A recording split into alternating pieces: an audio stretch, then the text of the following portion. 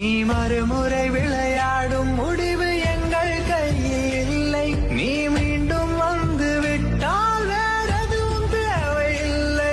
ஒரு மைதானம் போதாதும் புகழை ஜெயிச்சாலும் தோத்தாலும் தலைதான் தலைக்கான ஃபேன்ஸ் இருந்துட்டே தான் இருக்கும். Tony, please come home. I'll make you a super yummy biryani. இல்லை சென்றாலும் குந்தன் சாதனை என்னாலும் பேசும். நீ மறுமுறை விளையாடும் முடிவு எங்கள் கையில் இல்லை. நீ மீண்டும் வந்து விட்டால் வேற எதுவும் தேவையில்லை.